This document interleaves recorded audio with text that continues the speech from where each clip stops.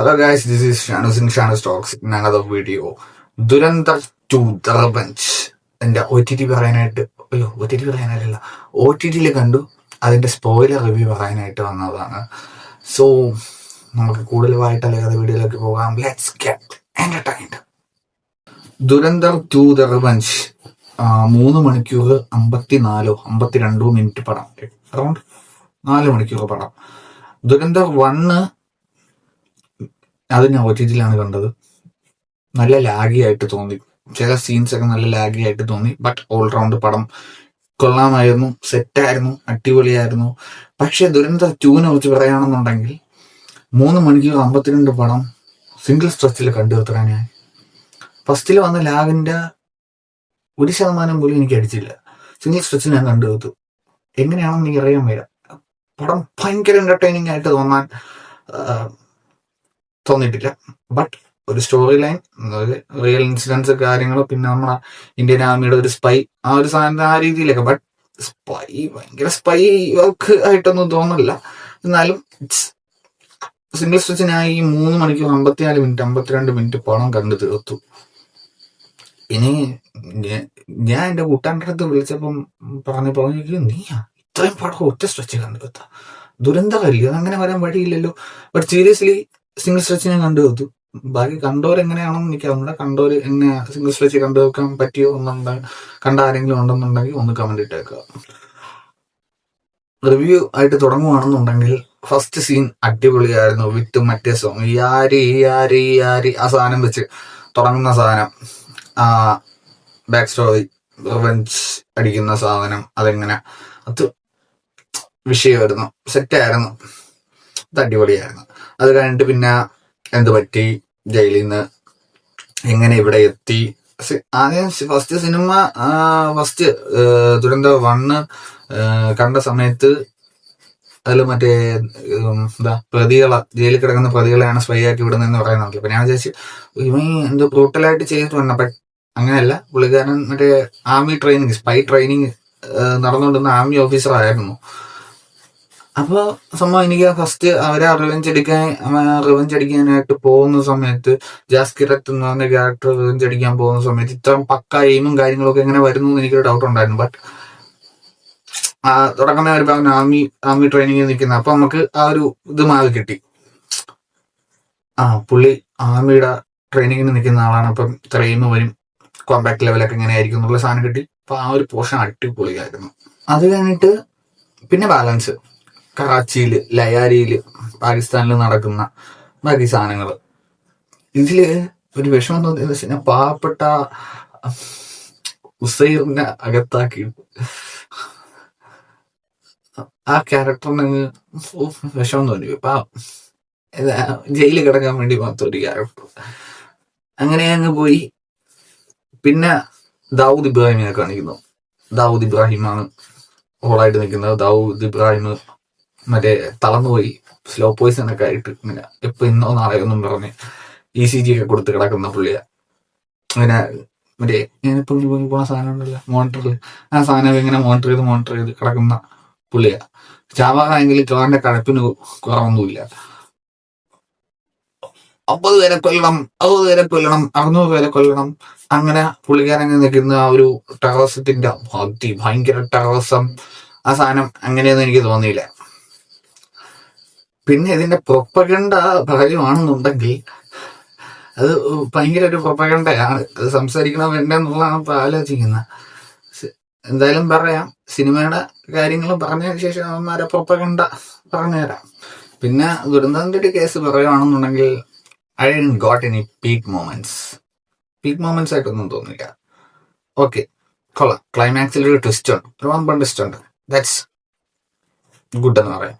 പിന്നെ ഉള്ളൊരു സംഭവം എന്താണെന്ന് വെച്ച് കഴിഞ്ഞാൽ നമുക്ക് കണക്ട് ചെയ്യാൻ പറ്റും. അതായത് ഒരു സ്പൈ ആയിട്ട് വർക്ക് ചെയ്യുന്ന മിലിറ്ററി ഓഫീസറിന്റെ ലൈഫ് ഇങ്ങനെ ആയിരിക്കും. അവർക്ക് ബന്ധുക്കൾ ഇവരിൽ നിന്നൊക്കെ എപ്പോഴും അകന്ന് നിൽക്കേണ്ടി വരും. അവരുടെ ലൈഫിൽ ഇതൊന്നും കാണത്തില്ല. അവരെപ്പോഴും അനുഭവിക്കുന്ന ആ ഒരു വിഷമവും കാര്യങ്ങളൊക്കെ, അതൊക്കെ നല്ലപോലെ കണക്ട് ചെയ്യാൻ പറ്റി. രൺബീർ സിംഗിന്റെ അഭിനയം ഒത്തിഗംഭീരം എന്ന് പറയാനായിട്ടൊന്നും എനിക്കൊന്നും തോന്നില്ല. ഓക്കെ, ഫൈൻ, ഗുഡ്, ആ ലെവൽ തന്നെയാണ്. പിന്നെ ഒറ്റ കൊടുക്കാൻ വേണ്ടി മാത്രമായിട്ട് സാറാ അർജുൻ്റെ ഒരു ക്യാരക്ടർ, വലിയ ഇമ്പോർട്ടൻസ് ഒന്നുമില്ല. പിന്നെ ഒരു സംഭവം എന്ന് വെച്ച് കഴിഞ്ഞാൽ ഇവന്റെ കൂടെ അത്രയും കൊച്ചിലോട്ട് എന്റെ അനിയത്തിയെ നീ നോക്കിക്കൊള്ളാം, നീ കെട്ടിക്കൊള്ളാം എന്നും പറഞ്ഞ് വരുന്ന ഒരുത്തൻ അവന്റെ പഴയ കളിക്കൂട്ടുകാരൻ കല്ല് പിടിച്ച് നടക്കുന്ന ഒരുത്തൻ, അവൻ തീവ്രവാദിയായിട്ട് പാകിസ്ഥാനിൽ വരുന്നു. ഇന്ത്യ എന്നുള്ള തീവ്രവാദിയായിട്ട് പാകിസ്ഥാനിൽ വരുന്നു, യവന്മാരെ ഹെൽപ്പ് ചെയ്യാനായിട്ട്, പാകിസ്ഥാനി ആൾക്കാരെ ഹെൽപ്പ് ചെയ്യാനായിട്ടുള്ള ഒരാളായിട്ട് ഡ്രഗ്സ് അങ്ങോട്ട് ഇമ്പോർട്ട് ചെയ്യുന്നതിന്റെ ഒരു ഇതിനായിട്ട് അവൻ വരുന്നു. ആ ഇവന്റെ അടുത്ത് കളിയാക്കി ചോദിക്കണം, ഞാൻ പ്രൗഡായിരുന്നു നിന്നെ കുറിച്ചോത്ത്, ഭയങ്കര ആർമി ഓഫീസർ, നിന്നെ കുറിച്ചോത്ത് പ്രൗഡായിരുന്നത്, നീ ഇവിടത്തെ തീവ്രവാദിയായിട്ട് ഇവന്മാരോടെ നീ നിൽക്കണമെന്ന്. അപ്പൊ ഇവന്റെ അടുത്ത് ചോദിക്കുന്നത്, അപ്പൊ അവന്റെ അടുത്ത് ചോദിക്കുന്നത്, എനിക്കറിയാവുന്ന നീ ഇങ്ങനെയല്ല, നീ എന്തിങ്ങനെ ആയി പോയെന്ന്. ഞാൻ അങ്ങോട്ടും ഇങ്ങോട്ടും നോക്കിയാണ്, അങ്ങോട്ടും ഇങ്ങോട്ടും ചോദിച്ചോണ്ടിരിക്കുന്നു. ഫസ്റ്റ് വെച്ച് നോക്കുകയാണെന്നുണ്ടെങ്കിൽ സെക്കൻഡിലെ സ്റ്റോറി വിത്ത് മേക്കിംഗ് കൊള്ളത്തില്ല, ഒരു എവിടെയൊക്കെ കംപ്ലീറ്റ് ആവാത്ത രീതിയിലായിപ്പോയി.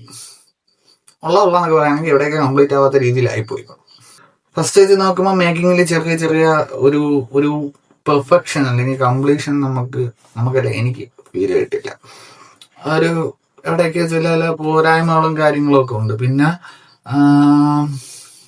വില്ലന്മാരെ കൊല്ലുന്നതായാലും ആ ഒരു ബ്രൂട്ടാലിറ്റിയും നമ്മളെ രാജ്യസ്നേഹം കൊണ്ടുള്ള ഒരു വില്ലനെയൊക്കെ കൊല്ലാനായിട്ട് ഇടുന്ന മെത്തേഡും കാര്യങ്ങളും, കാലൊക്കെ വെട്ടിക്കുന്ന അതൊക്കെ പക്കയാണ്.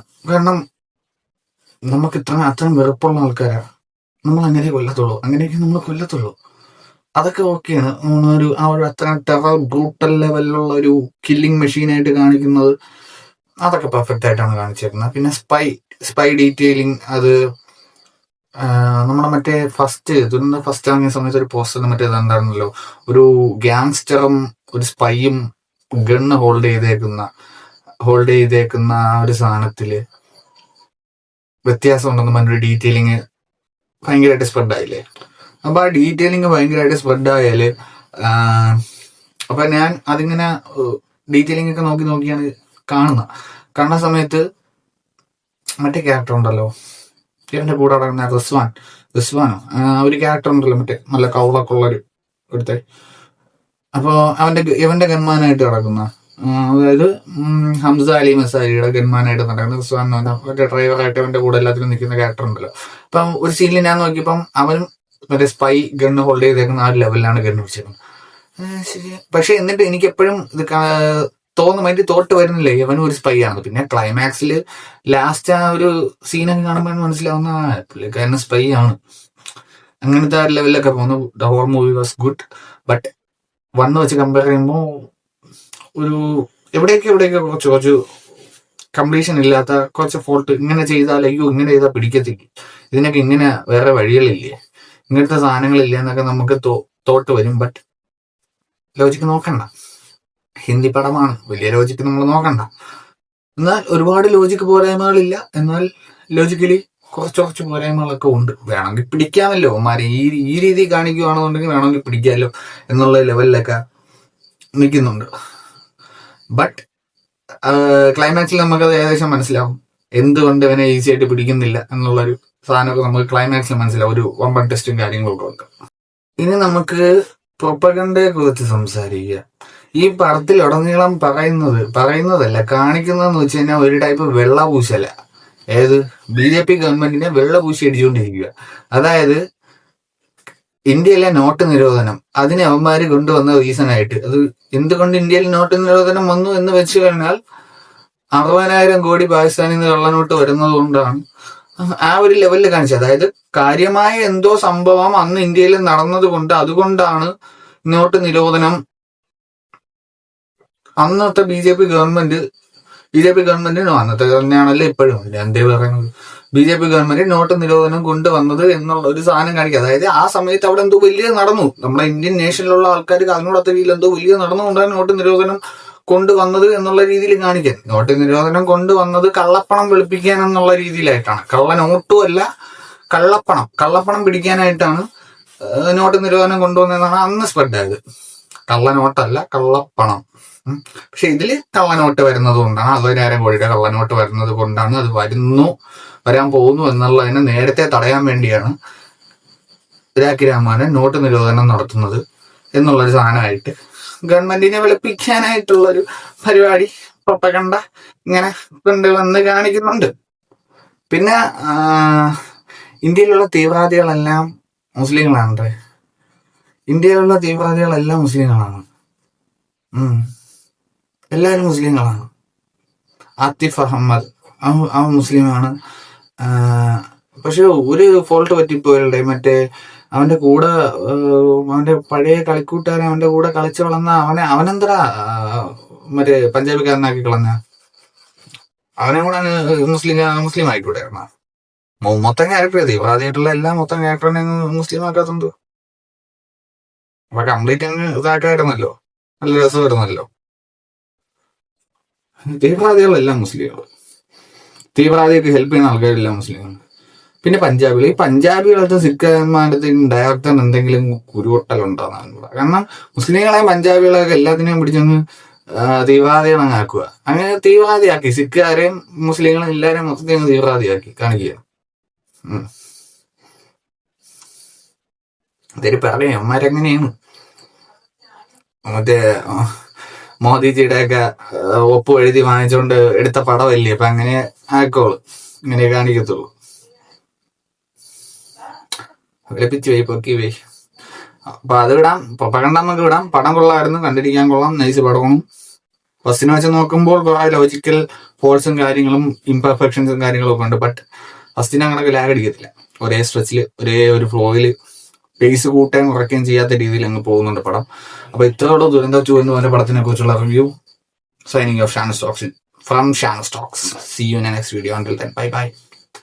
Immortal Man, Peaky Blinders Immortal മാനിന്റെ റിവ്യൂ ഉടനെ ഇടുന്നതായിരിക്കും. Okay, by.